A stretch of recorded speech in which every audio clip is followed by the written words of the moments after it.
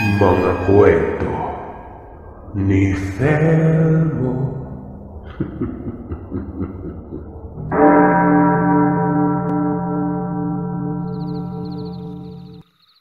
Dahil sa nangyari, ay marami na ang nakaalam sa tinatagong kaalaman ni Lola Alona sa panggagamot. Noong una, paisa-isa lamang ang pumupunta sa kanila kung kaya't nagagawa niya pa rin ang maglako ng mga nahuling isda ni Lolo Ismundo. Isang araw, may nagpagamot sa kanya na inihatid ng sasakyan. Ayon dito ay pabalik-balik na umano ito sa ospital. Pero hindi pa rin nawawala ang nararamdaman nito sa katawan. Kung ano-anong pagsusuri na ang ginawa ng sensya ang pinagdaanan nito. Pero hindi pa rin mahanap-hanap ng mga eksperto ang kanyang sakit nun. Ayon sa mga ito, kulang lamang siya sa pahinga. Kaya mahina ang pakiramdam niya sa araw. Aminado naman itong hindi ito nakakatulog ng maayos sa gabi. Nagigising ito gawa sa mga sakit na nararamdaman niya sa katawan. Sa umaga ay nangangayayat ang kanyang katawan pero kapag gabi naman ay tumataba ito at tinutubuan ng maraming bukol sa may likod na naging sanhi ng pagkirot nito. Lalo na kapag sa oras na lumalalim ang dagat nun. Para siyang sinasakal na nalulunod at kapag pahibas na ay para siyang nangangati na nagbibitak-bitak ang kanyang balat. Napakarami ng gamot ang reseta ng doktor. Kung kani-kaninong doktor sa balat na din sila lumapit.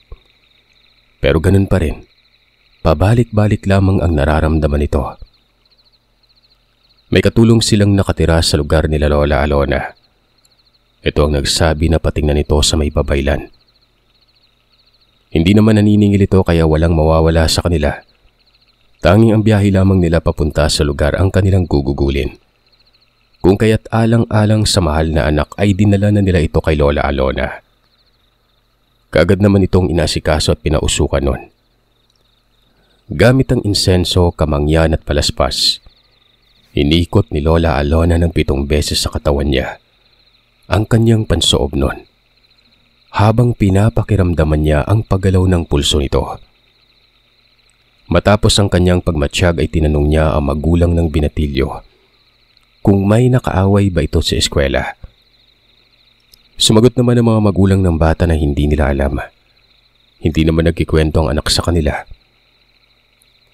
Pagkatapos ay kumuha si Lola Alona ng kandila. Gamit ang abo na nagmula sa kanyang pinausok sa bintana, iniligay niya ito sa tubig na nasa sartin na klase ng pinggan na may konting langis nun.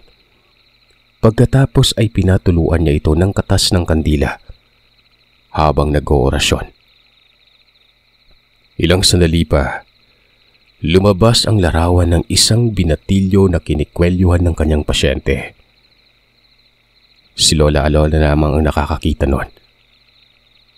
Tinanong ni Lola Alona kung alam ba nila ang nangyari sa magulang ng kanyang pasyente.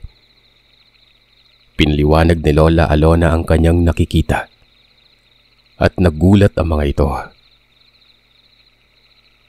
Sabay ang mag-asawa na umiling sa sinabi ni Lola Alona sa nakita niya sa tawas nun. Hindi basta-bastang bata ang nakaaway umano ng anak ng dalawang mag-asawa na ito. Sa palagay ni Lola Alona, hindi ang bata ang may kagagawan, kaya nagkakaganon ang anak nila. Wala umanong maramdaman si Lola na kahit anong mali doon sa batang kinikwelyuhan ng anak nila. Humiling ng pabor si Lola sa magulang ng bata. Kung pwede ba silang pumunta sa eskwelahan at mag-imbestiga sa mga nangyari.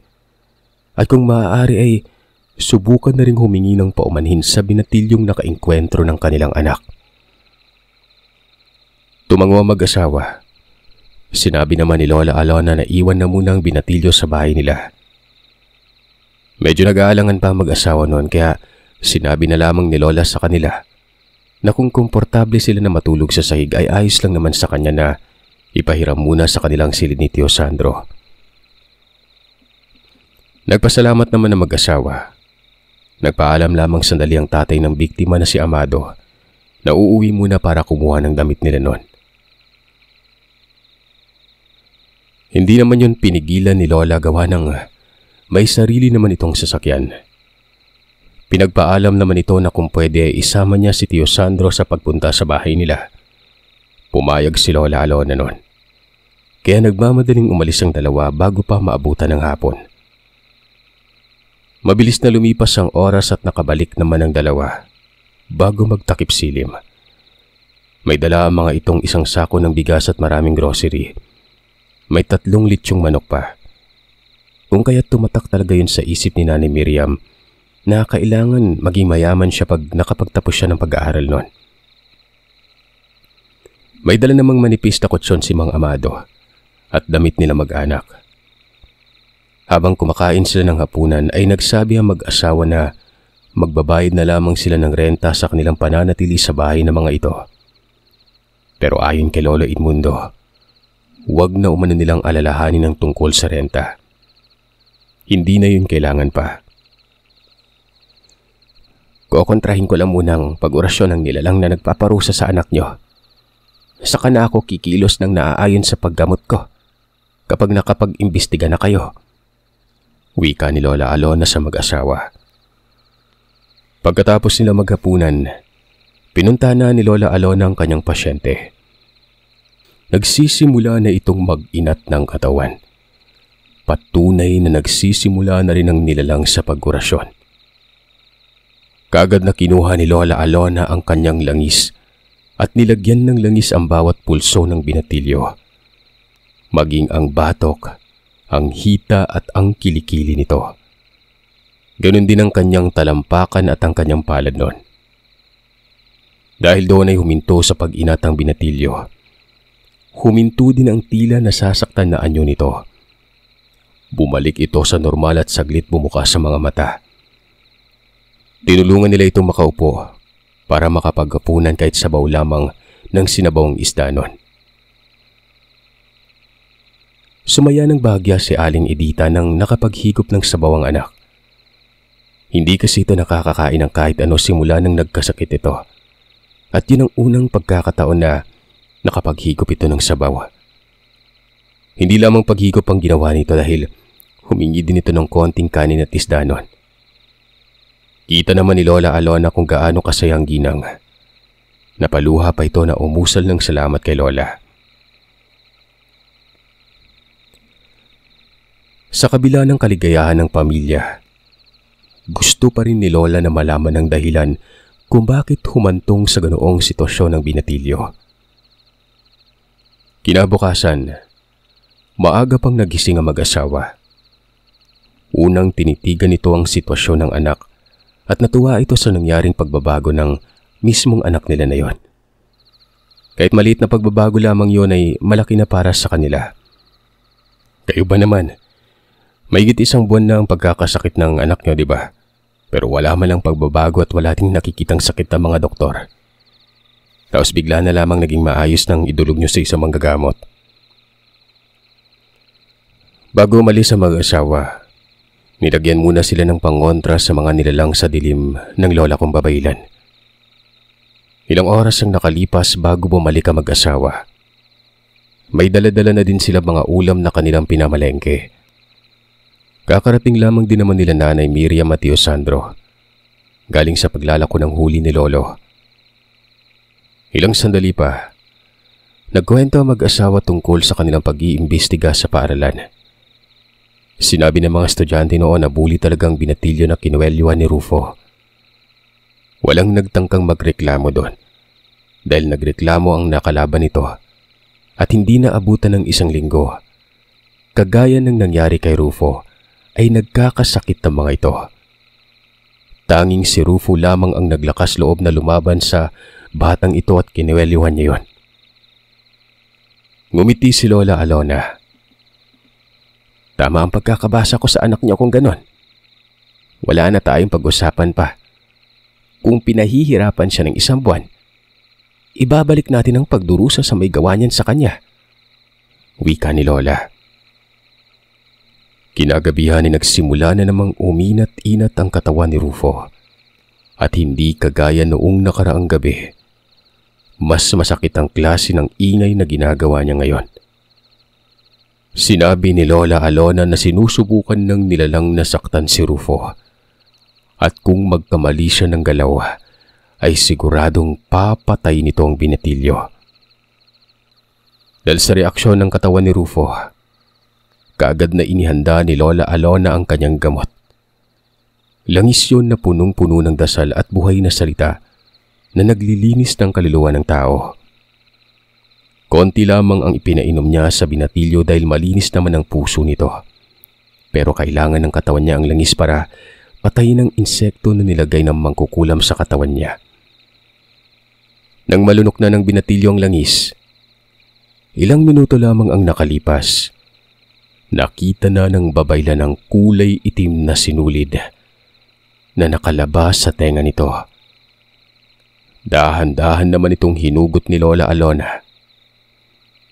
Laking pagtataka ng mag-asawa kung saan nanggaling ang napakahabang sinulid sa tenga ng kanilang anak. Tuloy-tuloy ang pag-uusal ni Lola Alona ng orasyon habang hinuhugot ang sinulid. Kaagad na inilagay ni Tio Sandro ang langis na kanyang pinakuluan sa tabi ng babaylan. Nang nabunot na nitong lahat ang sinulid ay kaagad niyang inilagay sa kumukulong langis na may halong orasyon noon. Doon ay nagulat silang lahat dahil sa kanilang nakita. Dahil puro sinulid lamang ang nakita nilang binubunot ni Lola Alona. Pero nang inilagay na nito sa kumukulong langis, doon na nila nakita ang mga uod na nagkandamatay na sa init ng langis na yon. Napatakip na lamang ng bibigang ginang habang tumutulo ang luha nito. Bukas ng umaga na magigising ang inyong anak. At sa paggising nito, dapat ay nakahanda tayo ng malinis na pagkain para ipakain sa kanya. Sabi ni Lola.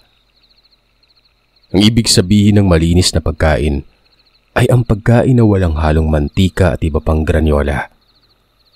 Tanging asin lamang ang kailangang pampalasa nito. Dahil nasa laot naman ng gabing yon si Lolo Ismundo, ay ang huli nito ang sinabi niyang iluluto para sa binatilyo. Dahil ang huli nito, siguradong sariwa at malinis nun. Kinabukasan, paggising ng binatilyo, kaganitong naghanap ng pagkain. Bumangon ito na nagtataka kung kaninong bahay ang kanyang tinutulugan. Sinabi naman ng mag-asawa na nasa bahay sila ng isang manggagamot. Umiiyak ang ginang habang hinahaplos ang noo at tumpak na pisngi ng kanyang anak nun. Hindi pa pwedeng iuwi si Rufo sa araw na ito. Kailangan niyang manatili pa dito ng 5 araw. Nang sa ganon ay masusubaybayan ko ang kanyang pagaling para malaman ko kung tuluyan na siyang bumalik sa kanyang kamalayan bago ito makakauwi sa inyo. Sinabi naman ng pamilya nito na walang problema. Tiwala na sila kay Lola Alona na gagaling na umano itong anak nila. Sabihin mo sa amin kung anong pwede namin gawin para makabawi man lamang sa kabutihan ninyong magpamilya. Tanong sa kanya ni Amado. Hindi ako tumatanggap ng bahay o suhol. Sapat na sa akin na habang nandito kayo ay nakatikim ng ibang klase ng pagkain ng mga anak ko. Naku manang, walang-wala yan kumpara sa nagawa niyo sa anak namin.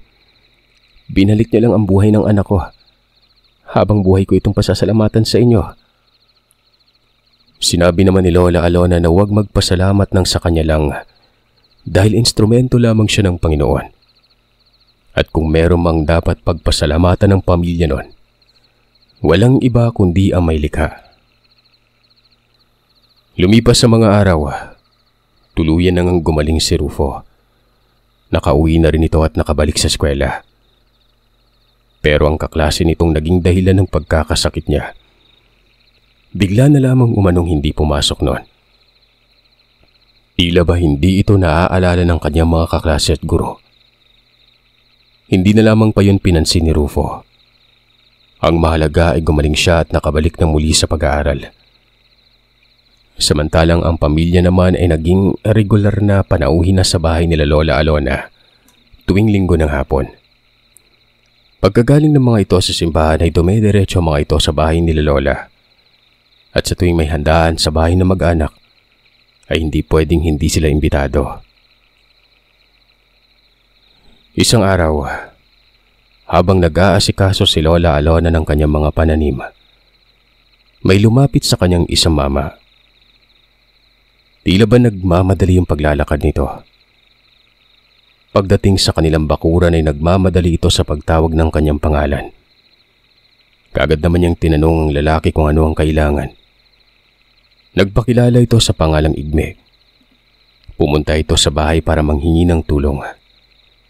Buntis ang kanyang asawa sa kauna-unahan nilang anak. Nasa ika-4 na buwan na ang pinagbubuntis nito. Pero mag-iisang buwan na din siyang hindi makatulog. Gabi-gabi na lamang silang inaatake ng nilalang kung kaya't todo bantay siya sa kanyang asawa. Kaya hirap na hirap siya makapagtrabaho nun. Walang tulog, walang kung anong pahinga. At noong naghanap nga ito ng manggagamot, itinuro siya ng kapwa niya tricycle driver kay Lola Alona. Kung kaya't nagmamadali na siyang pumunta sa bahay nito. Dahil sa tinura ng Ginoo ay kaagad namang hininto ni Lola Alona ang paglilinis sa kanyang halamanan. Pumasok lamang ito sa bahay at kinuha ang kanyang maliit na animoy isang pitaka na gawa sa dahon ng anahaw. Binilinan lamang nito ang 2 anak na magluto na lamang ng hapunan kapag hapon na at hindi pa siya nakauwi noon. Kaagad namang tumango si na Tio Sandro at Nanay Miriam.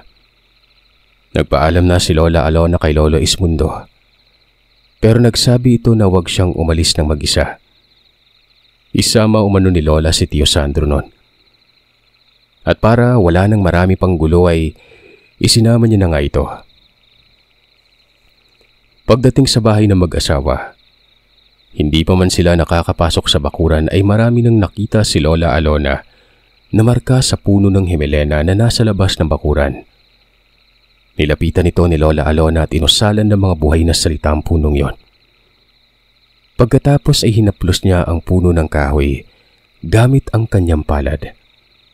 At doon ay lumabas ang napakaraming kalmot sa puno ng himelena na siyang hindi nakikita ng mata ng ordinaryong tao. Alam mo ba kung anong ibig sabihin ng mga markang yan? Tanong ni Lola. Hindi ho. Ngayon ko lang nakita yan, Manang. Sagot nito. Ito ang marka ng mga nilalang. Ibig sabihin ay ginawa na nilang pag-aari ang lugar na ito. Dahil para sa kanila ay dito manggagaling ang supply ng kanilang kakainin. Unang ginawa ni Lola Alona ay ang pagbura ng marka sa lugar. Nilagyan niya rin ng sabulag at espiritual na bako dito. Nang makapasok na siya sa bakuran ay nakita niya ang kapitbahay ng mga ito na nagpapausok pero hindi ito ang klase ng usok na pangtaboy sa mga nilalang ng dilim. Kundi ang klase ng usok na kinokontra ang ginagawa niyang pagbura sa marka na kanyang ginawa. Iho, sino ang nakatira sa bahay na yan sa kabila? Tiyahin ko, Manang. Sila yung tumutulong sa akin sa pagbabantay sa asawa ko kapag nagtatrabaho ako. Kumunot ang noo ni Lola Alona dahil sa sinabi ng Ginoo. Wala ka bang napapansin sa bahay na yan, Iho?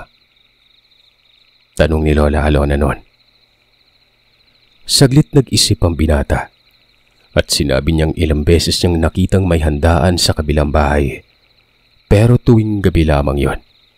At hindi nila alam ang okasyon. Yun ay bago pa nabuntis ang kanyang asawa. Pero nang nabuntis na ito ay hindi na din niya nakitang may bisita mag-anak na yon.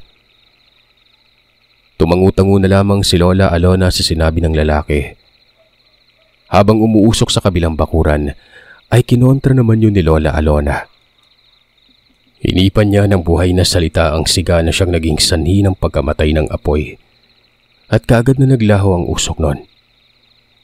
Kasabay ng paglaho ng usok ay siyang pagsigaw ng malakas ng tiyahin ng lalaking ito. Halatang galit na galit ang pagsigaw na yon Gigil na gigil ito. Kagad namang nagsabi si Lola Alona sa lalaki ng,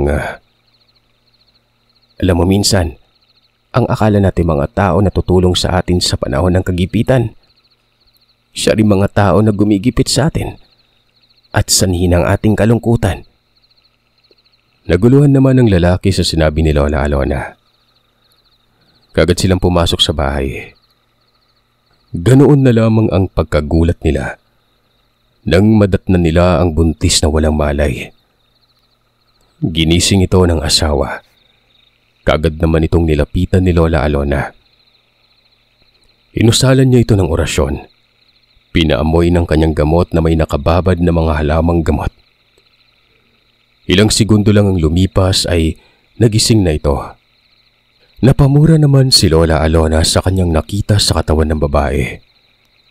Mabuti na lamang at kahit ganon ang nangyari, ay hindi pa rin ginagalaw ng mga ito ang sanggol. Naisip siguro nito na wala namang makikipag-agaw sa kanya dahil sa malakas na marka nito sa inako niyang pag-aari noon. Dali-daling ginamot ni Lola Alona ang buntis na ito. Hinaplosan niya ng langis ang tiyan. Inusala ng buhay na salita bilang pagtataboy at sabulag sa mga nilalang ng dilim. Ginawa niya yon para sa proteksyon ng sanggol na nasa sinapupunan ng babae. Kinahapunan, pinakiusapan niya ang driver na ihatid si Sandro sa kanila para ipaalam sa ama nito na hindi siya makakauwi sa gabing yon. Gusto niyang hulihin ng nilalang sa mismong gabi na yon para mahinto na ang pambibiktima nito ng mga sanggol. Batid niyang hindi lamang ang asawa ng driver ang biktima nito. Marami na itong nabiktima sa lugar na hindi man lang nakahalata ng mga tao. Masyado kasi umano itong mabait at palakaibigan. Pumayag naman ang driver na ihatid si Sandro. Pagbalik nito, ay kaagad nitong nilapitan ng nilalang. Nagbigay ito ng ulam na nilaga nun. Sinabihan pa nito ang lalaki na ipakain yun sa buntis. Palibhasa hindi ko makain ng masustansya si Gina, kaya palaging nanghihina. Tapos pinapatingnan niyo sa kung sino-sinong peking manggagamot. Yang tinawag mo baka mamaya, yan pa yung bibiktima sa asawa mo. Pagalit na wika nito sa lalaki nun. Ang buong akala ng aswang ay tumalabang sa bulag na inuusal niya sa sarili. Hindi niya inaakalang isang babaylan pala ang nasa loob ng pamamahay nito. Kung kaya't lahat na sinasabi ng nilalang ay naririnig ng Lola Alona. Pagpasok ng lalaki sa bahay ay kaagad niyang kinuha dito ang mangkok na may lamang nilaga. Dinala niya ito sa pag tumingi ng kalamansi sa lalaki. Pagbigay nito sa kanya ng hiniwang kalamansi na yon, kaagad niya itong pinatak sa noon ay napakabangong nilagang baka. Ilang sandali lamang ang lumipas. Laking gulat na lamang ng lalaki na bigla na lamang umiba ang itsura ng karne na yon. Naging bulok ito. Sobrang itim na hindi niya malaman kung laman ba yun ng karne o tumi ng hayop. Napamura naman ang lalaki sa nakita niyang bigay ng kanyang tiyahin. Alam ko masasaktan ka, pero ang tiyahin mo ang naglagay ng marka sa bakuran ninyo. Siya din ang may kagagawan ng pagkahimatay ng asawa mo kanina. Mura ng mura umano ang lalaking yon, at halos hindi alam kung ano ang sasabihin nito sa kanyang tiyahin. Dali-daling itinapon ng lalaki ang ulam sa likod ng kanilang bahay. Nilapitan nito ng aso pero hindi man lamang nito kinain ang itinapon niyang ulam na yon. Doon nalaman ng lalaki na hindi naman pala iba ang gustong mangbiktima ng kanyang anak at asawa. Kaya ako nagpaiwan, iho, ay dahil gusto ko na mahuli ang nilalang ngayong gabi. Hindi pwedeng hayaan na lamang siya sa kanyang ginagawang pambibiktima. Hindi lamang ang asawa mo ang kanyang nabiktima. Marami pang iba. Sa ngayon, tanging ang asawa mo ang tinututukan niya. Maliban sa malapit lang, unang anak mo ito, kung kaya't hindi lang ang anak niyo ang nanganganib, pati ng asawa mo. Marami namang naririnig ang lalaki na pangyayari sa kanilang lugar noon. Mga biktima nga ng sinasabing aswang. Pero hindi niya man lang inisip na ang salarin ay nasa tabi lamang ng kanyang tahanan. Mabilis na lumipas ang oras. Sa pagsapit ng dilim ay tinanggal ni Lola Alona ang espiritual na bakod. Ginawa niya ito para hindi magdalawang isip ang nilalang na lumapit sa tahanan ng mag-asawa. Itinago niya rin dito ang kanyang presensya. Mabuti nang walang alam ang nilalang sa kanyang pag-iral, nang sa ganoon ay mabilis niya itong mahuli. 10:00 ng gabi. Unti-unti na silang nakarinig ng sa una ay malakas na paghuni. Pero alam ni Lola Alona na ang ganong klaseng paghuni ay isang panlilin lang lamang. Hanggang sa humina na ang huni nito at alam ni Lola Alona na nasa gilid lamang ito ng pamamahay ng mag-asawa. Kaagad niya itong pinakiramdaman kung paano niya ito aatakihin. Matapos ang ilang minuto, ay naramdaman niya nagsimula ng kumilos ang nilalang na yon. Kung kaya't ginamit na niya ang kanyang ikatlong mata.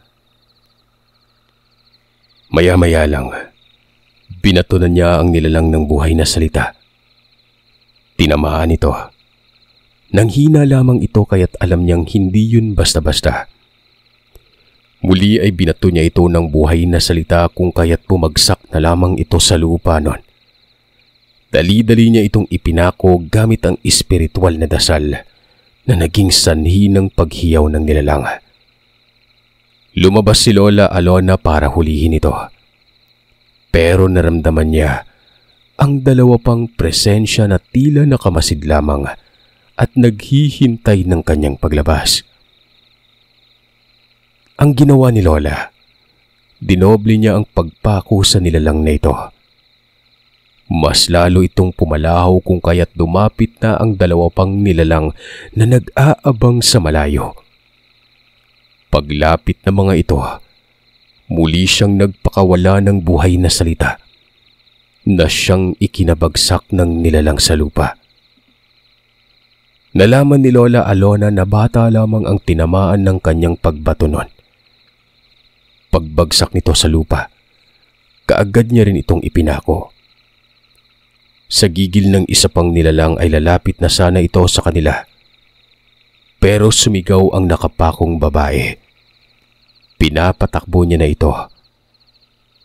Binato ito ni Lola Alona ng isa pang buhay na salita. Tinamaan niya ito pero hindi napuruan. May kalayuan na kasi ito sa lugar, kung kaya't hinayaan niya na lamang yon. Pagkalayo ng nilalang ay tuluyan na niyang isinelyo ang lugar na naging sanhi ng tuluyang pagkawala ng malay ng mga ito. Inilabas niya ang nilalang na noon ay tila ba nasa anyong kambing na itim ang kulay. Itinali niya ito. Ipinasok sa kulungan ng baboy na walang laman. Hinayaan na lamang nila ito doon. Nahuli at itinali din nila ang isa pa na nag-aanyong aso noon. Bukas ng umaga, palalabasin ko ang nilalang na nasa kanilang sistema. Kapag nakaligtas sila ay mamumuhay sila ng maayos at normal. Kapag hindi naman, pasensyahan na lamang kami. Wika ni Lola Alona. Doon humupa ang pananakit ng tiyan ng buntis. Kung kaya't maging sila ay nakatulog na rin. Pero ilang oras na lang naman ang kanilang naitulog nun. Pasikat na ang araw ng magising si Lola Alona. Bumangon ito para puntahan ang mga nilalang na nasa kulungan ng baboy. Gising na mga ito at laking gulat na lamang ng lalaki na ang kanyang nakita sa kulungan ay ang kanyang tiyahin at pinsan na lalaki nun. Hubot-hubad ang mga ito. Nakamulat ang mga mata pero hindi pa ito nagsasalita. Tumitingin ng mga ito sa kanya na tila ba nagmamakaawa. Iniiwasan na lamang ng lalaki ang tumingin sa tiyahin nito para maiwasan niya makapagbitaw pa ng hindi magandang salita nun. Nang makita ng nilalang si Lola Alona, kaagad itong nagpumiglas. Kung kaya't muli ay babatuhin niya sana ito ng buhay na salita pero nagmakaawa ang bata na tama na. Hindi na ito tinuloy ni Lola. Ang kasunod na ginawa na lamang nito ay ang paghanda ng kanyang gamot na langis na hinaluan niya ng suka at katas na makabuhay na siyang sangkap para mailuwa nito ang nilalang na nasa sistema ng dalawang aswang. Kaagad na umiling ang matandang aswang. Pero ang batang aswang ay nagtanong kay Lola Alona. Ano yan? Para saan yan? Para palabasin ko ang nilalang na nasa sistema mo. Kung makalabas ang nilalang na ligtas ka, mabubuhay ka ng matiwasay at normal. Nagka-interes ang binatilyo sa sinabi ni Lola. Interesado ka mamuhay ng normal ano? Tanong ni Lola noon. Kagad itong tumango at mangyak-nyak na nagsabi ng, tulungan mo ako manang, ayoko mamuhay ng ganito. Hindi na nagdalawang isip pa si Lola Alona. Dali-dali niyang pinainom sa binatilyo ang isang basong gamot na kanyang pinaghalo. Walang pagdadalawang isip naman itong ininom ng binatilyo noon. Inubos niya ang gamot sa isang inuman lang. Kalahating oras ang dumaan na magsimula itong dumuwal na akmang nasusuka na. At ilang minuto pang nakalipas, nagsuka na nagsuka ang binatilyong yon. Una ay puro laway lamang ang isinusuka nito. Pero maya-maya ay may iniluwal itong isang sisiw na purong itim ang kulay. Hindi buo ang balahibo nito sa katawan. Nang ibig sabihin na hindi pa nakakakain ng hilaw na karne ang binatilyo. Dinampot ni Lola Alona ang sisiw at inilublob niya yon sa langis na inilagay niya sa isang balde. Pagkatapos ay sinunog niya ito sa papamagitan ng purong baga. Hindi niya ginamitan ng apoy dahil ayon dito, ang malakas na apoy na kulay dilaw ay hindi kayang pumatay ng mga nilalang ng dilim noon. Samantalang ang kulay asul na apoy umano, kayang-kaya niya itong maluto. Kahit pa ng napakakunat na karne. Ilang sandali ang nakalipas ay nakatulog ang binatilyo. Sinabihan ni Lola Alona ang Ginoo na ipasok ito sa loob ng bahay para makapagpahinga ng maayos. Dahil magaling na ito at hindi na delikado. Pagkatapos niyang asikasuhin ang binatilyo, binalingan niya naman ang alin na noon ay nakatingin lamang sa kanya. Nang akma na niyang painumin ang ginang ay umayaw ito bigla. Kung kaya't sa pilitan niya itong pinainom. Ayaw pa sana ng ginang pero bigla niya itong ipinatungga. Ang punong-puno na baso ng langis na yon. Hindi na ito nagawa pang mailuwa ng matanda dahil sa diretso ito sa kanyang lalamunan. Kung kaya't sa pilitan niya yung nalunok. Pagkainom nito ng langis ay kaagad itong hinimatay. Pero makalipas lamang ang 10 minuto, kaagad na itong naduwal at kasunod noon ay ang pagsusuka ng ginang.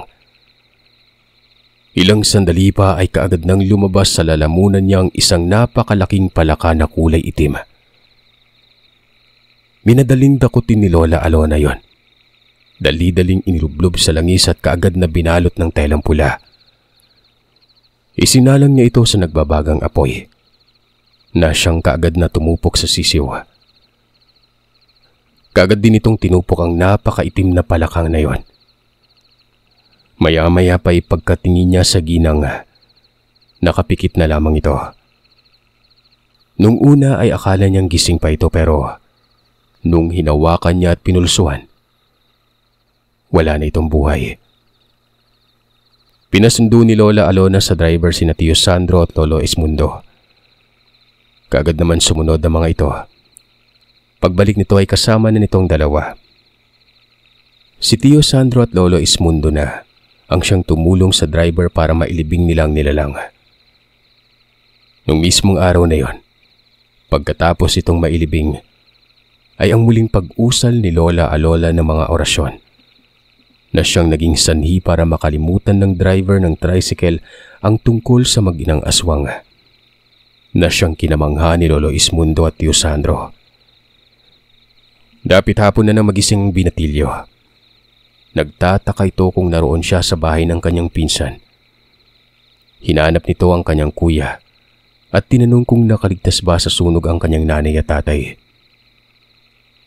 Naguguluhan man sa pangyari ay umiling na lamang itong driver na ito.